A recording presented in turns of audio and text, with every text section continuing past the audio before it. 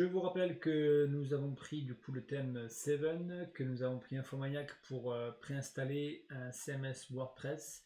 Nous avons téléchargé le thème de la plateforme ThemeForest pour l'installer sur notre WordPress, notre back-office WordPress. Maintenant, il va falloir aller importer, d'accord, automatiquement une démo du site. Parce que là, je suis sur le back-office, regardez. Si je vais voir un petit peu du côté du front, hop, c'est quelque chose qui n'est pas terrible, hein.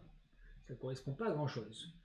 Donc on va suivre les étapes, ok, et on va faire importer un site pré-créé. Et oui, c'était notre objectif, rappelez-vous, et on s'était dit qu'on allait prendre celui-là. Alors il y en a plein, il y a la quarantaine, voire je sais plus, c'était quasiment 50, 48 thèmes qui étaient disponibles. Ok, moi je vous propose de faire simple, efficace. On va prendre celui-là, main démo, si ça vous va. Hop, je le mets en full screen. On est parti. Donc classique main démo. Je vais faire importer le contenu et on va le laisser travailler. Donc il va installer les éléments au fur et à mesure.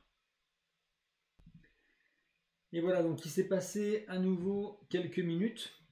Et comme vous pouvez le constater, donc ça a importé différents éléments. Ok, WP Bakery qui permet de modifier les pages de façon assez simple, Revolution Slider pour les sliders, etc. ou Commerce pour la partie vente. Et on a une erreur, mais c'est bien aussi parce que ça montre que voilà, vous allez le faire de votre côté, vous aurez sûrement cette erreur.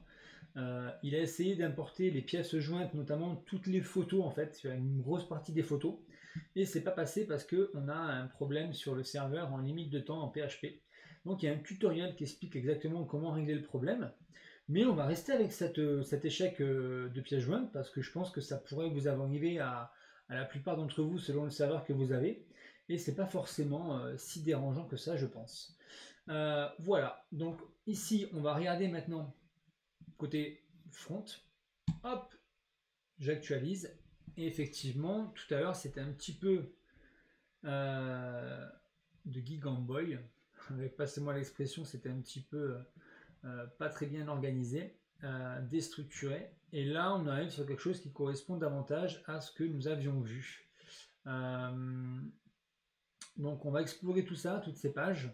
Hop, on va essayer de regarder un petit peu comment ça s'est articulé, mais ça me paraît être une bonne base, ça correspond en partie à ce que nous avions vu. Alors effectivement, vous voyez, les images ne se sont pas chargées, c'est ce qui a posé problème, elles devaient être trop lourdes et du coup le temps a été expiré, mais c'est pas très grave parce qu'on pourra très facilement les remplacer. Et puis on a déjà, ce qui nous importe, c'est l'arborescence, c'est la façon dont c'est structuré.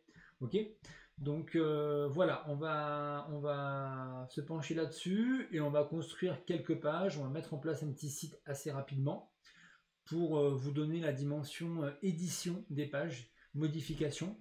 On va l'adapter également au niveau des... Je vais vous montrer toutes les options qui sont très simples à prendre en main, qui permettent de personnaliser le thème.